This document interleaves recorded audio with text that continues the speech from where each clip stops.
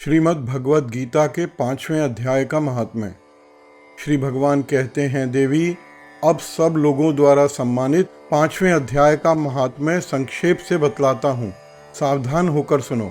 मद्र देश में पुरुकुत्सपुर नामक एक नगर है। उसमें पिंगल नाम का एक ब्राह्मण रहता था।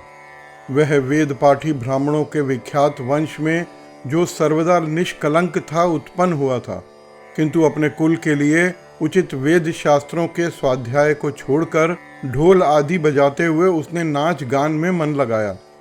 गीत, नृत्य और बाजा बजाने की कला में परिश्रम करके पिंगल ने बड़ी सिद्धि प्राप्त कर ली और उसी से उसका राजभवन में भी प्रवेश हो गया। अब वह राजा के साथ रहने लगा और पराई स्त्रियों को बुला बुलाकर उनका उपभोग करने लगा। स्त्रियों के सिवा और कहीं इसका मन नहीं लगता था। धीरे धीरे अभिमान बढ़ जाने से वह एकांत में राजा से दूसरों के दोष बतलाने लगा। पिंगल की एक स्त्री थी जिसका नाम था अरुणा। वह नीच कुल में उत्पन्न हुई थी और कामी पुरुषों के साथ विहार करने की इच्छा से सदा उन्हीं की खोज में रहती थी। उसने अपने पति को अपने मार्ग का कंटक समझकर एक दिन आधी रात में घर के भीतर ही उसका सर काट डाला और उसकी लाश को जमीन में गाड़ दिया। इस प्रकार प्राणों से वियुक्त होने पर वह यमलोक में पहुंचा और भीषण नरकों का उपभोग करके निर्जन वन में गिद्ध हुआ। अरुणा भी भगंदर रोग से अपने सुंदर शरीर को त्याग कर घोर नरक भोगने के पश्चात उसी वन में शुकी हुई।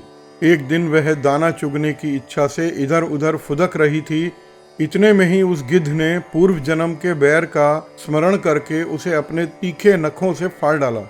शुकी घायल होकर पानी में भरी हुई मनुष्य की खोपड़ी में गिरी। गिद्ध पुनः उसकी ओर झपटा। इतने में ही जाल फैलाने वाले बहेलिये ने उसे भी बाणों का निशाना बनाया। उसकी पूर्व जन्म की पत्नी शुकी उस खोपड़ी के जल में डूबकर प्राण त्याग चुकी थी और वह क्रूर पक्षी भी उसी में गिरकर डूब गया। तब यमराज के दूत उन दोनों को यमराज के लोक ले गए और वहां अपने पूर्व कृत पाप कर्म को याद करके दोनों ही भयभीत हो रहे थे। तदंतर यमराज ने जब उनके घृणित कर्मों पर दृष्टिपात किया, तब उन्हें मालूम हुआ कि मृत्यु के समय अकस्मात खोपड़ी के जल में स्नान करने से इन दोनों का पाप नष्ट हो चुका है। तब उन्होंने उन दोनों को मनोवांछित लोक में जाने की आज्ञा दी। यह सुनकर अपने पापों को याद करते हुए वे दोनों बड़े विस्मय में पड़े और पास जाकर धर्मराज के चरणों में प्रणाम करके पूछने लगे, भगवन, हम दोनों ने पूर्व जन्म में अत्यंत घृणित पाप का संचय किया है, फिर हमें मनोवांछित लोकों में भेजने का क्या कारण है, बताइए। यमराज ने कहा, गंगा के किनारे वट नामक एक उत्तम ब्रह्म ज्ञानी रहते थे। वे एकांत सेवी, ममता रहित, शांत, विरक्त और किसी से द्वेष न रखने वाले थे। प्रतिदिन गीता के 5वें अध्याय का जप करना उनका सदा का नियम था। 5वें अध्याय का श्रवण कर लेने से महापापी पुरुष भी सनातन ब्रह्म का ज्ञान प्राप्त कर लेता है। उसी पुण्य के प्रभाव से शुद्धचित होकर उन्होंने अपने शरीर का परित्याग किया था। गीता के पाठ से जिनका शरीर निर्मल हो गया था, जो आत्मज्ञान प्राप्त कर चुके थे, उन्हीं महात्मा की खोपड़ी का जल पाकर तुम दोनों पवित्र हो गए हो।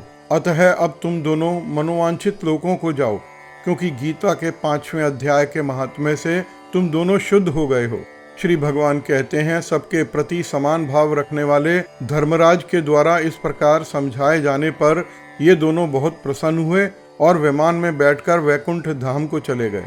भगवद गीता के 5वें अध्याय का महात्म्य समाप्त हुआ।